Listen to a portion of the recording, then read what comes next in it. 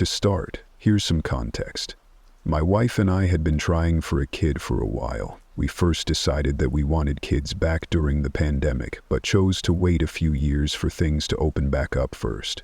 We struggled for a long time, which made us a little concerned. We are both still pretty young as far as having a kid goes. Iris and I are both 27, and to our knowledge, neither of us had any medical issues that should be preventing us from having children. Things got a little rocky for a while. We got into a few fights, and I had to stay at my brother's a few times, but we still stuck with each other.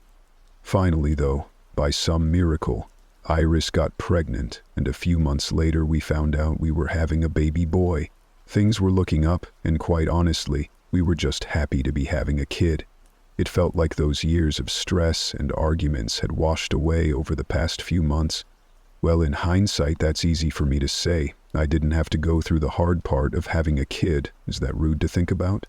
Not important right now and not why I'm here. We were here for the strange stuff. It started on the day my son was born. I was driving to the hospital from work, racing there after hearing Iris had started having contractions. I was working a late shift at my family's restaurant when I got the call. My brother Nate said he'd cover my shift while I drove out, and I didn't waste any time. Or at least, I'd have liked to, but a storm was raging overhead, and I wanted to be alive when I got to the hospital. The rain was hammering on top of the hood of my car. All I could see before me was the road, my headlights, and the occasional stop sign emerging from the dark. Sometimes I'd get a full view from the light of a thunder strike. I was probably a good 10 minutes away when my gas tank was nearing empty. It wasn't too far, but I didn't want to risk breaking down in the storm. Luckily, there was a gas station nearby. I pulled in and stepped out of my car, taking shelter under the overhead while filling up the tank. That was when the first strange occurrence of the night took place. I felt a sudden gust of wind blow through the gas station. Nothing out of the ordinary for a storm aside from the sudden change in direction. However, the man who was now standing behind me did catch my attention. "Hello," he said as I turned to look at him. His voice was soft, slightly accented, sounded kind of Italian. I was caught a little off guard as I turned to him, and without any idea what to say, I just replied, "Hello." That was when I got a good look at him. He was dressed kinda like a cartoon detective. Big gray trench coat covering most of his body down to just above his ankles, around which he wore no shoes but tied up sacks. He was tall, nearly towering over me, but kept his chin to his chest, using his fedora to obscure most of his face. All I could see was his mouth and part of his neck. The skin was rough, almost like burns, while his mouth and lower face looked almost normal. The only notable exception was his cheeks, which seemed to have slits in them, almost as if someone had tried to cut a Joker smile into him, although it was clean, with no sign of scarring or cuts, just 2 clean slits on either of his cheeks, stopping about a centimeter away from the edges of his mouth. We stood in silence for a moment, my attention only breaking from his when I realized I was still pumping gas into my car. I quickly stopped it before going over. I was half expecting to look back and see the man gone, but he was still there, hadn't moved. I looked at him and simply asked, "Can I help you?" No. We went to silence again. I then went to go pay the gas station attendant for the gas, but he placed a hand on my shoulder to stop me. His fingers were long, or at least they felt that way, because when I turned to brush him off, his hands had already moved and been placed in his pockets. "Look, I'm kind of in a hurry, so if you don't mind, I'm gonna go pay for my gas and get going," I blurted out. The man seemed unfazed as he shook his pocket, the sound of coins jingling inside them. "You should get going. Your wife needs you." I was taken aback, his odd appearance notwithstanding. I felt some mix of fear, but also anger. I questioned how he knew in my head, but the words that came out betrayed me as I simply said, "Is she okay?" He simply nodded, before pointing over to the car. The line of questioning already started, I continued. "And my son?" The figure once again gestured to the car, saying, "He will be well." I'm not too sure what was with me at that moment. I know how I felt, but my words and body were betraying me. I acted in a sense of false comfort, despite feeling far from comfortable. I did what it said, though, even though it didn't tell me to do anything. I sort of just knew as I got in my car and turned on the gas. Before I drove off, it tossed a coin into my car through the cracked open window and simply said before I drove off, "Safe travels." I was 5 minutes down the road when whatever calming effect it had on me wore off, and I felt the anxiety slowly creep back in. It was only then I realized, I don't think I saw their lips move. I kept driving. Once I arrived at the hospital, there seemed to be chaos all around, doctors and nurses running from place to place. I knew there was a storm, but this was a big hospital, and our town is rather out of the way, so it did strike me with some concern when a nurse approached me with a panicked look. "Are you here for your wife?" she asked assertively, to which I replied honestly with a yes. I gave her my wife's name, and she looked at me with what seemed like a sigh of relief as she led me to the room Iris was in. I'll spare you the gory details, but Iris was okay, and our son Luke was healthy. 8 WCs, 12 OZs, more than I can say for the other mothers that night. I feel blessed, but somehow also guilty. The news didn't report on it long and just passed it off as a tragic 1-in-a-million occurrence. 146 babies were born that night, all to mothers within 80 miles of the hospital, even some who weren't due for another few months, some even more. A good number didn't make it. Iris and I tried to focus on the positives. Even with that story hanging over our heads, we had a son. A beautiful baby boy. At the time, I had so many dreams of what future he could have, so many possibilities. I still do, but now, once we brought him home, things seemed to cheer up. Most of the stuff people had warned me about when it came to having kids just didn't faze me. My mom gave me a few months off work to spend time with my son, while Iris was still on maternity leave and recovering. When they're still newborns, there's not a lot to do with them anyway, other than keep an eye on them and make sure they're fed and changed. I was already used to late nights at work, so I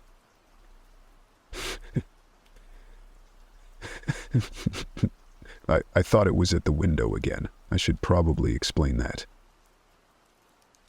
Things started getting weird about 2 weeks after we brought Luke home. The storm had been raging for a long while and had only just cleared the night before. The first thing we noticed was Luke staring out our back windows, always the back ones, facing our backyard. At first we thought he liked the color of our fence, a bright blue that stood out against the gloomy environment. Over time, though, I realized his gaze was a lot more focused. One day, I decided to sit with him as he was just laying there looking outside. I lay down beside him and looked out the window myself, and that's when I spotted it. He wasn't looking at our fence, or anything in the yard for that matter. He was looking into the trees behind it. I didn't know how he spotted it, especially since newborns are supposed to have horrible eyesight. But now that I was looking, I could see it too. A bird. The grayish-brown feathers were shrouded by the shade of the trees and the gloomy remnants of the past storm. The details of its silhouette now so clear to me, but previously obscured by the shrubs and bushes. It was right there. I couldn't pin the kind of bird, not that I know a lot about them anyway, but something seemed off. Its beak was withered and chipped in places, and its feathers, while colored pristinely, were ruffled, with some looking to have fallen out. Mange-riddled skin flickered through the gaps. Its stare was the worst part. Unwavering, almost human with the intensity in which it looked at us, or rather at my son. I closed the curtains. My son just idly stared at them. That was 2 weeks ago now, and since then I've not seen it move. I've gone outside to try and chase it away, but every time I step outside, it seems to just disappear. Part of me still believes it's just a strange animal acting out some odd behavior. I haven't told Iris. She has enough on her plate right now, and I'd rather not have her worry about the strange animal that seems to be stalking our son. I know for sure it's watching him now. I never see it move between spots, but it does change its perch when my son is taken to other rooms. Always in places where it can see through the window. I once called in animal control, but they searched our entire yard, but not a trace. I even asked my brother if he could bring his dog over, which he did, but the dog didn't find anything. Earlier today, I think it got into the house. I'm assuming it was the bird at least. Iris was out with her friends on a much-deserved night off from parenting. Meanwhile, I was home looking after Luke. It was about feeding time for him. Not that it was scheduled or anything. More that he was crying a lot, and I'd already worked through all the other options. I was in the kitchen, trying to work quickly so he wouldn't be left hungry for much longer. I had the baby monitor with me. I could hear him crying as I was screwing the cap onto his bottle. In hindsight, leaving my child unattended in this situation was a stupid move, but I guess, at the time, I was so used to having Iris around to watch him. It didn't occur to me that he hadn't been on his own until now. I was just about to walk back to our room, where his crib was, before I heard him stop crying, slowing my pace after a brief pause. Before I heard him stop crying, slowing my pace after a brief pause. Before heading into a casual walk as I heard him cooing. My relief that my son finally felt at peace for a moment was quickly snuffed out by what I heard next. A woman's voice came through the baby monitor, soft and melodic, however, with a slight creak to it that comes with age. It said words in a language I don't understand, something like Kimisu Tora Peti Mu. I bolted down the hall to the other side of the house, throwing open my bedroom door to see the window slid wide open. My son in his crib, and something looming over him. Looking at it hurt, like staring at one of those checkered moving image illusions. I could see what was in front of me, but it left a deep sense of discomfort in my eyes. It lurched forward, feathered limbs stretching out toward me in a flash, elongating, or moving closer to me to reach me. I could only concretely understand a few details. It was vaguely bird-like, with brown or blue feathers, its stomach engorged and swollen. It stared at me with human eyes as its fingered wings coiled themselves around my neck. As it threw me out the door, my shoulder still hurts from the hard impact on the drywall.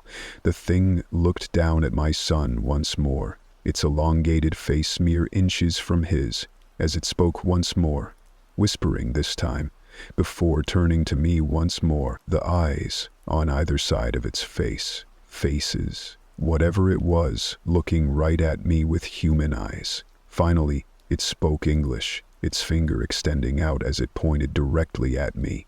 With an accented voice, it said, "You are believing a lie and have yet to acknowledge the truth." It took a step towards me, its form shifting as it stepped into the doorway. It put its bleeding mess of a face up to me, my head pounding just from looking at it from a distance. But now I was up close. It felt like my eyes were on fire, and my brain felt as if the mere image of this thing was trying to tear its way out of my skull. I wanted to fight back, throw a punch, charge it, but I couldn't even twitch a finger. Then, crack, I snapped back to reality as I heard the sound of rumbling from the clouds above, a flash of light coming from outside, as I felt the earth itself rumble. Even with the snap to my senses, I could feel my heart beating out of my chest. The beast's head snapped back, its body rotating with it shortly after. Before it began to scurry out of my house, its large body snapping in places as it slipped through the window.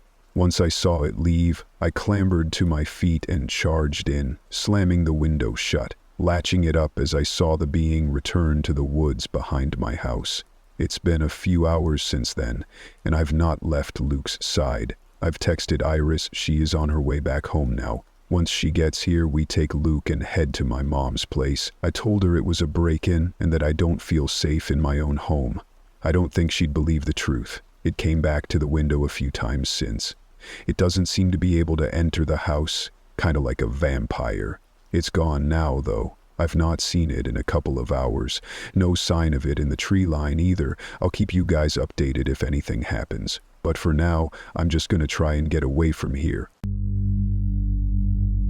Jericho! My boss smiled at me once I finally stepped out of my car. It had been a long drive for me, and after being on the road for over 10 hours, I was happy to see a friendly face.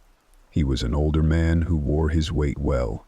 He looked strong and carried an axe in one hand and a briefcase in the other. His jacket had what I assumed to be the Mercy Hollows logo on the left side. Right above his pocket, a dove holding a fancy-looking tree branch with 3 triangles around the bottom. His boots sported the same logo. "Hi, sir." I smiled and met his eyes. They were green, and he looked exhausted. "I want to get you set up as soon as possible. The campers will be here tomorrow." He paused and laughed a bit. "Just call me Matt." I followed Matt through the first part of the camp. As we walked up a hill, I saw some cabins on the right side of the field. I looked down at the grass. It was extremely well kept, but there was nothing else out here. It wasn't until we continued walking that I saw the main building, sitting just beyond the hill, surrounded by trees. There was a large building made out of metal and brick. The building was white and seemed to pop out of the trees. The logo sat proudly right above the double doors. "This is not what I was expecting," I confessed. Matt laughed and shook his head as we approached the building. "Don't worry, you'll get a map of the land. This is the building where you'll be spending most of your time. The boys and girls live here," Matt said as he took a set of what had to be 100 keys from his pocket and unlocked the doors. "If they stay here, what about the cabins?" I asked as I followed him inside. "They will be explained later," Matt said as he took me through the building. As my boots hit the floor, I couldn't help but feel like this place felt more like a school than a camp. Though it was open all summer and winter, there were classrooms on the first floor. I wondered what they taught here. Matt showed me to the cafeteria. It was about as big as I expected it to be. There were separate tables for staff to sit, and each one was a different color. I wanted to ask why, but Matt wanted to get the tour moving. The first floor also had an auditorium with a band room off to the side. He showed me to the art room next. There were paintings all over the wall, but I didn't get a good chance to look around. He showed me the science lab after that, and the woodworking room last. I was told that we offered a lot of activities, and if I ever get confused, check my handbook. Upstairs is where the dorms are. Girls on the left-hand side and boys on the right-hand side, Matt said as he checked his watch. "The other employees should be arriving soon. Follow me to your office," Matt said as he moved quickly down the hallway. I was confused because I knew there were more floors. It seemed like he was in a rush to end the tour early. As we approached my office, I paused to look at the decorated doors that were on either side of mine. "You work with 2 other counselors?" Matt said as he handed me a silver key. Matt turned and motioned to a door with a pink trim and owl decals on it. Some roses were pinned to the doorframe. "Laura works in that office. She is the only female counselor on staff. When you meet her, do not forget her face," Matt said with a seriousness that he had not conveyed to me thus far. He shifted his body slightly and pointed to a door with yellow trim. It did not have many other decorations, but did sport the camp logo right in the middle of the door. "Adam works there. He is nice," Matt said as he checked his watch again. "Is everything okay?" I asked. "Everything is fine, Jericho. Head into the office and read the first chapter of your handbook. I will be seeing you again soon," Matt said as he turned and walked down the hallway. I was half tempted to continue looking around the building, but I didn't want to be the clueless new guy, so I did as I was told and went into my office instead. My office had a large desk and a comfortable black chair. It wasn't decorated, and that made sense. I figured that we each had to decorate our offices in our own time if we wanted to decorate them at all. As I shut the door and took the room in, I noticed a set of scratches on the door behind me. I stopped, crouched, and ran my hand along them. It seemed like someone was trying to scratch through the door from the inside. I stood up and examined the empty bookshelf, and after that I walked over to the closet. I was surprised to see that it was a good size. When I opened it, I found my uniform and simply stepped into the closet to get changed. After getting changed, I walked over to the last door in the room and went to open the door. It was locked. so I tried to use my key. The key didn't fit, so I peeked into the room using the sliver of glass that the door had for a window. There was a bed in there and some crates. Once I tried the door a few more times, I gave up and walked back to my desk to check my handbook. I nearly choked when I saw the table of contents. 400 plus pages of rules, regulations, and what I needed to know. There was no way that I could finish the handbook in one day. Regardless, I flipped to Chapter 1 as I was instructed. Chapter 1, page 4, is where the rules started. Rule number 1. You must find time in your day to sleep, eat, and rest. Schedule this time with your coworkers. The children need to have a counselor on staff at all times. Rule number 2. We keep one female counselor on staff at all times. Remember her face, and if anyone but her attempts to enter her office, use her desk, or view her employee handbook, kill them. You will know when to attack. Rule number 3. If the building goes into lockdown, gather as many students as possible to your office and lock the door. If needed, use the emergency room and sit tight. Your supervisor will come to get you within 2 days. There are phones in there that can reach the other counselors. The children have a different set of rules that they must follow in case they can't reach you. Rule number 4.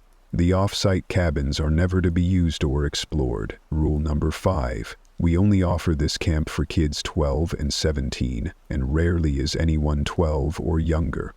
If anyone younger than 12 appears, notify your supervisor and do not interact with them.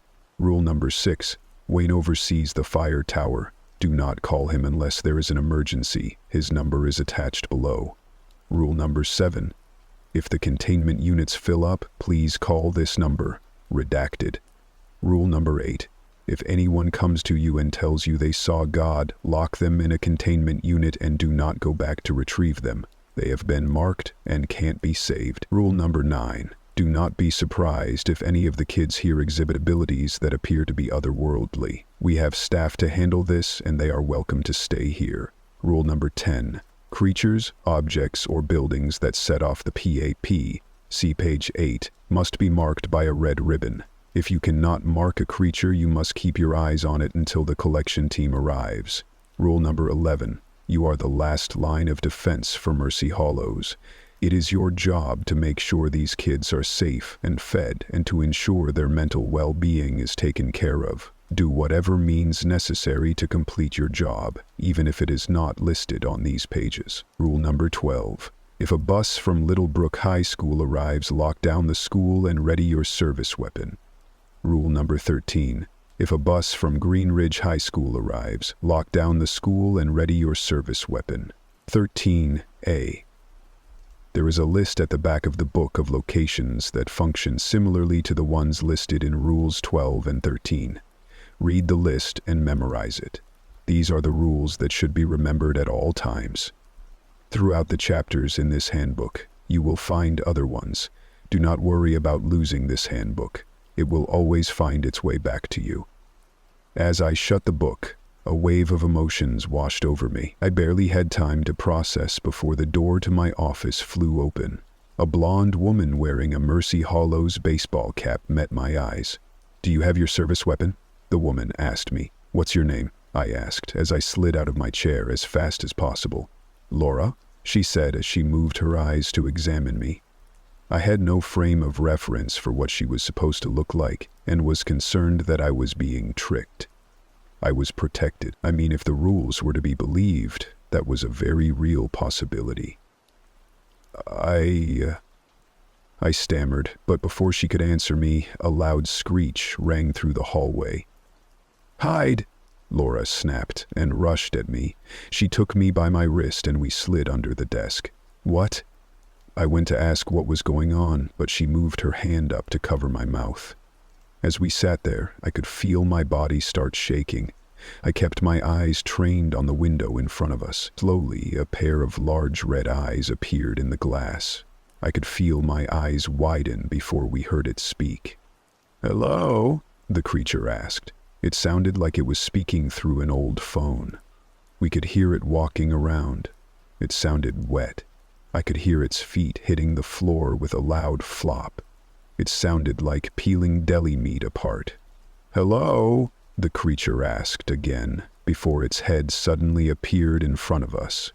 I have never screamed so loud. Its head looked to be composed of a starfish and an octopus merged. Its eyes were huge, black, and bulbous. Laura shrieked and kicked the creature in its eye, causing it to roar and move away. At that moment, we both slid out from under the desk, and my eyes darted around the room. I could see Laura slide a golden dagger out of her pocket, but I didn't have anything. The creature had the body of a bloated human. I could see its skin sticking to the floor. "I already called the containment team," Laura told me as she braced herself. In a flash, the creature darted at us. I was sure it would go to Laura first, so I moved to intercept its charge. I was hoping that I could grab it and she could stab it. I could hear my heart pounding, threatening to burst through my chest. As I got closer to the creature, my brain started burning, my vision became blurry, and I felt my body collide with the creature. It slammed me to the ground with enough force to force me to cry out. Its touch was molten. I felt its hand burning me under my shirt. Like scalding hot water, I saw my life flashing before my eyes, and as the creature opened its mouth, it shrieked. As it stumbled back, I could see Laura's dagger sticking out of the side of the creature. She took me by my arm and I scrambled to my feet. 3 men wearing what looked like SWAT team uniforms came charging down the hallway. I could hear their boots hitting the ground, and when they appeared in the doorway, one of the men shot the creature in the back. I could see sparks flying off of the creature, and before long, it fell forward. The men took the creature and dragged it into the hallway. I was trying to catch my breath as Laura spoke to me. "You have to summon your service weapon," she said as she put a hand on my shoulder. It felt like I couldn't breathe. "Kids, come here," I managed to spit out as Laura was telling me that she would call a medic. "Yes, welcome to Mercy Hollows," Laura said seriously. I got on the other me's bus. I'm not gonna claim I was in the right headspace or that I had particularly bright ideas, but I can tell you that my chest was cold and tight, even though my heart was beating fuller and stronger than it had in longer than I could remember. I walked out of that hospital. I found they'd already gone and buried her. The others, without calling me up. That miffed me a bit, but I thought about it. I thought about that thing descending from the shining stars and the black void up yonder, and how it wanted to take things so badly, things that it had no right to take, and I pictured something scuttling off with her body. Dead don't have to be respected, except by your own manners. It was still up there, somewhere. I wonder what it does to get hold of you. At what point do you give enough of yourself over that it can just do what it does? Or is it immune to rules? Maybe it's... They told me the rabbits, that is, always came back for checkups and other things. Nothing more, nothing less. Doctors are as lip-tight about gossip as they've always been, though I don't remember when they all started to look like the same handful of people, with slight variations. Some of them had a badge with that jumble of words on it, ECFK, and they looked a lot more individual-like. I asked him, the nurses, that is, if they'd be able to take care of the ones left behind still. They said, hopefully. I think that's why I decided to do what I did. I'm tired of hopefully. I'm thinking of hopefully, of maybe, if they could be okay. I make a bet. I leave my bus out front, ask the receptionist if someone can watch it for me. They tell me sure, and I take a good long look at it. White and blue. A wolf painted over the leaping silver cat, a little longer, a little wider and taller than most, just a tad faster. Ramp. The roll-down windows. Hatch inside that most other buses, I'm sure as certain, probably don't have. Long, long years. Long, long roads that most folk who, like me, genuine instead of pretending, can't quite make out. They wander and try to help, and don't matter if they bring shining armor and big guns or a good heart. They get lost, and something snatches them up, so they stay in the walls, and leave the between things to other folk. Lot of like memes out here, Both sorts. I've driven many of both before. At some point it got so hard to tell, and when you drive enough folks about, you stop caring. Everyone's the same, till they stop being uncivil. And you make up rules, your own special ones, that don't matter quite much, but it's the thought that counts. That's just the way the world works. I'm rambling, are you listening? Do you know what'll happen if you forget to? I bring my laptop, the rifle, my bag, all I really needed, wanted, at the moment. The things down under stopped meaning much. I guess in a way they never quite did. It was the thought that counted, like I said. And I'd stopped having such good thoughts for the moment. I wait. Sitting on a bench low enough for me, next to ones for stranger shapes and longer, shorter legs. The post is right there, in front of that hospital. Has all the usual postings on it. My bus and copy hats both have the red circle today. Someone sits down next to me. Someone I don't quite look at, but I think they look at me. I think they must have ridden with me before, and if I looked, I'd remember him. I heard them breathing hard. Awkward. I don't think they like seeing me waiting. I think, even for folk as strange as the ones out here, when routine breaks so blatantly with the things you think are safe, you get real concerned. Was it for me or for the sense of order I bring? He don't make me wait long, maybe 15 minutes. I figure maybe he's got some of the senses I do, twisted as they are by now. His bus pulls up, and I know it's not mine because it wears the weather of years on the outside, not the inside. Broken windows, patches of rust that don't make sense with how random they're placed. They've tried to clean it up, looks like, but all it did is make it shine too bright and let the eye notice the dimmer bits all the more. He tried to paint a wolf over the side, but it's lopsided, ugly, and sad. I think it might be truer to the real thing than mine, though, and I don't mean to speak ill of anyone in particular. Every person has an honest version of themselves, beneath the hat-tipping, smiles, and pretenses. I get on. I put some money into his box. He's got the same count as me, same cardboard, but when he looks at me, I see myself. If my eyes were sunken and sad and all my weathered lines and wrinkles were more pronounced, I look mighty confused. One of my glasses lenses cracked. I don't look like a monster, not quite, but I'm hunched and broken, and they tip their hat too far down, smile too wobbly. How do you please to do? I swear they degraded in a different way every time I saw them, a slow decline that loops and changes a little every sighting, ever since they went into the unknown and didn't come back quite the same. I'm fine. I had a thought, rolled it around in my head. Go where you want to be going, and don't pick anyone else up till I'm off. You hear? They stared at me a while. Were they thinking things like danger? Unreasonable? What's that even mean? But they were a people pleaser, must be, since they just muttered an okay, waited till I sat down, put things into gear, and started going. I looked at the back, saw a hatch. I watched the landscape as it went by. He ducked and weaved off of the roads, plain and not quit so, in and out, without much rhyme or reason.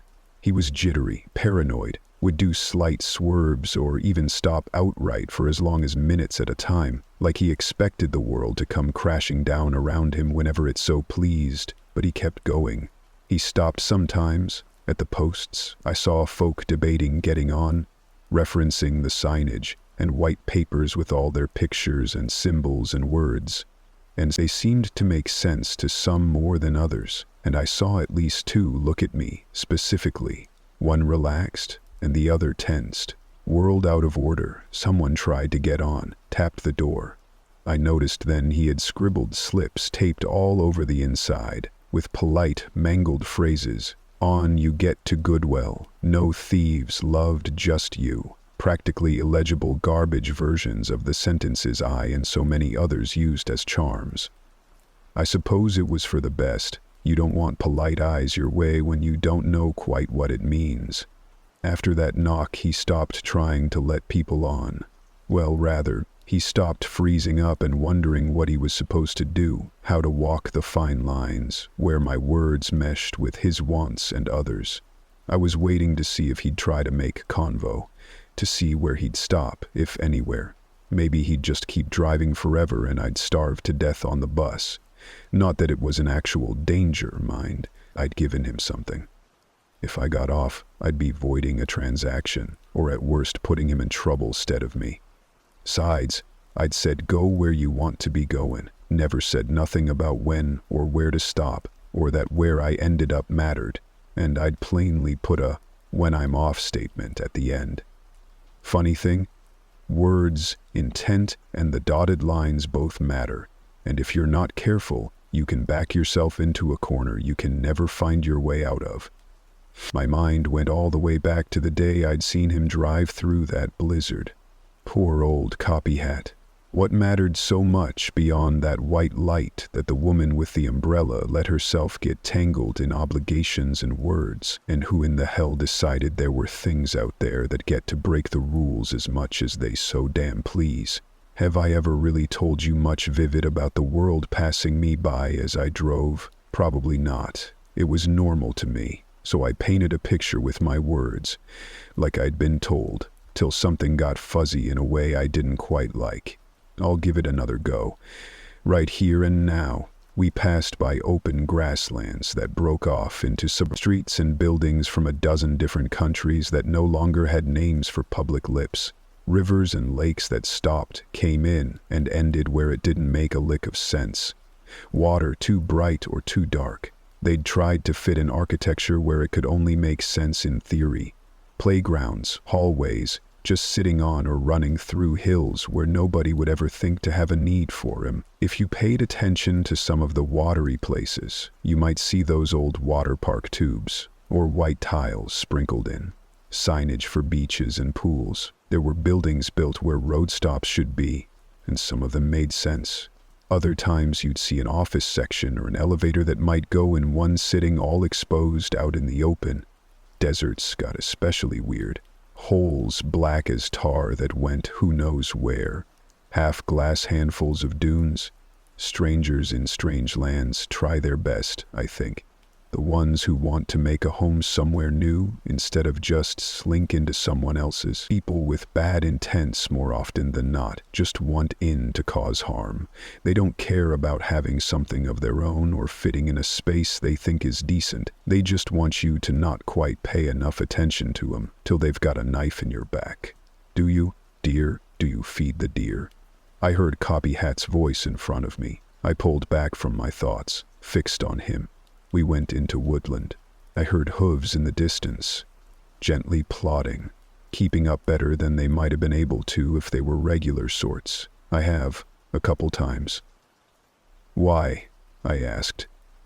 I clenched and unclenched my hands, less fight or flight over the situation, more the impending conversation.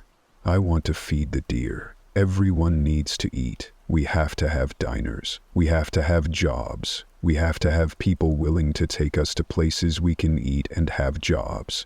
His eyes glazed over, and he drove so straight and plain he almost missed a curve and took us right into a tree as the road bent sharply. That's what we're for, huh? In your mind, you need money to buy food to feed the deer, to have gas to drive buses, to get things for friends. He called me by my full, actual name then. I startled a bit at that. Then his voice changed.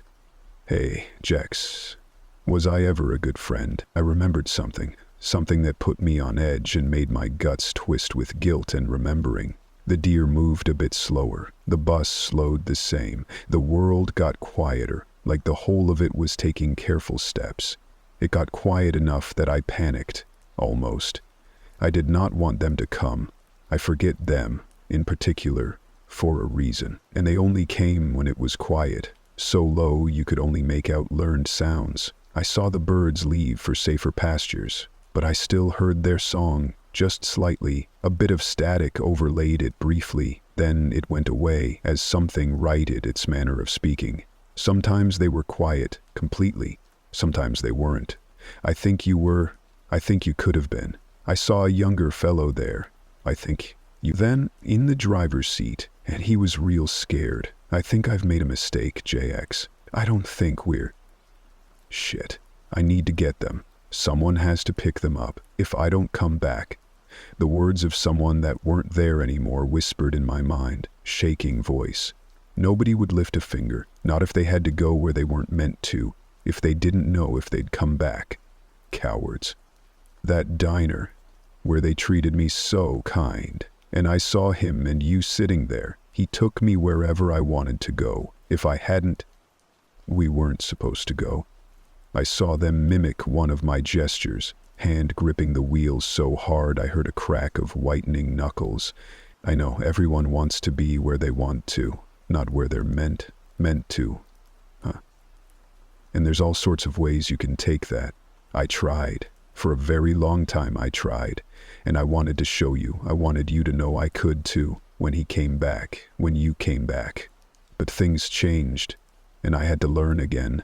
It needed to be perfect, so I wouldn't make any mistakes. But everything kept changing. I saw someone else. Someone I'd forgotten from way back before the world stopped making sense the first time. Not everyone fits in, even when the world changes again to be like somewhere you'd think they'd thrive. They went away too. It was me again. I don't think he's coming back, JXXX. I think JXX is dead. It's so easy to say his name now, like I know if someone hears it, if I throw every letter in for kicks, it won't matter a lick. They stopped. Went off-road first. Careful as you please. Then they stopped in a clearing with a patch of dark water in front of it, shining with a light that didn't belong somewhere so black. Someone had put up little drawings all around, hanging from the trees, most of them faded and old. I saw a little fellow in a yellow raincoat with a light for a head holding the hand of something that was only like him a little. That one was fresher. It had a bubble next to it with words in it. I have a voice. I don't think it had ever gotten to say those words. Crows flocked around us, standing hesitantly on little black feet in the trees. They watched, waited. Something about them seemed expectant at first, then forlorn. I don't know how or why I got that particular feeling. I've been here before. I remember it clear as day now. I just didn't get to know them well enough. The deer started to come around too. Long necks, fat heads. Everything about them stretched too far, but they didn't look so strange to me anymore. They peered around, all curious, clopped forward. A wall of black eyes and twisting shapes surrounded us on all sides. I heard them breathing. "We're here," the me that wasn't me said. He went into his own little hatch, came up with a box. I helped him carry it out. Then I sat with him and I watched the lake. It was still here. If I parsed my memory, the things around it were different. The tunnel was new. I could feel the roads around me, and where they went didn't quite match up. I think the tunnel goes somewhere regular and fair, or somewhere where, even now, you aren't meant to dread. Even when all boundaries are broken, it is not for you or me. I don't know who it's for, but I wondered who the other tunnels belong to now. Those black, creeping shadows alone. He fed the deer, and he gave them curious bits and bobs. He'd only traded for practical things to trade for later, to get less practical bits that didn't quite matter as much to him as they did these strange things. Funny how value works. I guess currency matters most when it doesn't. But what you can buy with it does. But it doesn't matter what you can buy with it does. He told me about photos, about things he'd taken pictures of for longer than I should have been alive. Between 3 eras. Of friends, of secret places he wasn't meant to see. Of routines and things that could make everything else make sense if only they paid enough attention and pondered long enough. Pictures don't matter much. Images aren't voices, and I can't tell you why, but you still need eyes to see what you're drawing or snapping clicks at. And not everything wants to be seen, and not everything cares about wants so much as vague notions of privacy. Someone creeped up on us. I listened as quiet settled. Heard something made of timber hunker down. I think it could have taken me if it had wanted to. I don't know why it didn't. Copyhat became someone else, and they asked me questions they weren't meant to, spoke the names of people it wasn't meant to know, let loose secrets not meant to be loose. I think he got a mad little idea in his head. I don't think he'd seen my old trainee, the first one, with not a bit of light left in his eyes. I don't think he'd seen me go through that tunnel. A sour feeling in my gut and a damn strong need to find out what was what and see if I could fix things. Memory is a funny thing. You get old, or you get hurt, and you try to forget a lot of things, or can't help but do it. And you often don't remember until it's too late, until someone has said something to jog your brain into position. But it doesn't matter anymore. The world got stiller than it had any right to get.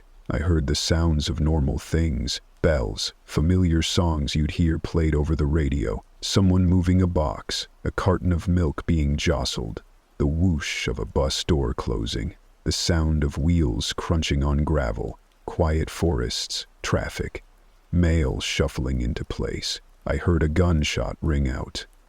When the world stops wanting you, it doesn't care what happens to you anymore. The world is a cruel place.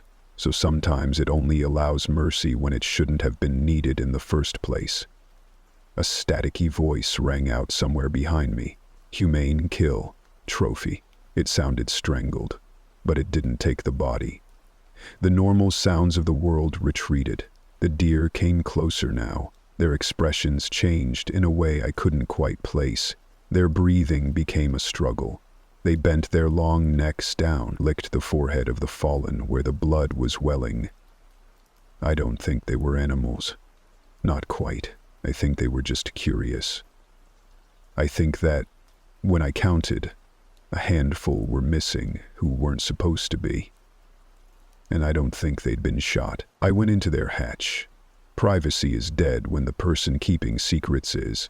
They didn't have paper slips strung up. In a way, I was blessed to have the chance in the first place, even if sometimes the people I was hoping would guide me along were quieter than I needed them to be. Someone was out there for me at least. All they had was photos, hundreds of them, of people they never knew, or who didn't want to know them, of old diners, back when they made sense, taken from dark places in black and white. They got color as time went on. They traced a path through history. But once they got color, they stopped featuring certain people who smiled when they saw them. The old office building they wandered into only started being seen from the outside. Grainy, at first, then fully developed. And the world kept pattering on. One they didn't belong to. One they could try to help but could never understand. They had their role models, but maybe they'd been afraid of trying to be like them, of not quite holding up to snuff. Some of them I just knew not to look at. I think at least a few showed me what was beyond that bright light that was always at the end of the road no matter where you turned. The world I knew was gone. I'd stepped out of it into one I didn't quite belong to, and I kept doing my job anyway. Time was a blur after that. I guess part of it was the roads I traveled. The other half was me not knowing where I'd been before it all went to jigsaw madness. I think I tossed my license away rather than losing it. I guess they remembered me 'cause I'd done good all those years. But I couldn't stand the color, it was too bright. I'm going to hitch a ride back to my bus. Someone'll take copy hats after it's left long enough, I'm sure. Who knows where it'll end up? I'm thinking probably in pieces, sent back to society where it should have been in the first place. I've got to drive the bus one last time. I think a lot of people will be upset with me, but I know where I need to go and where I want to go.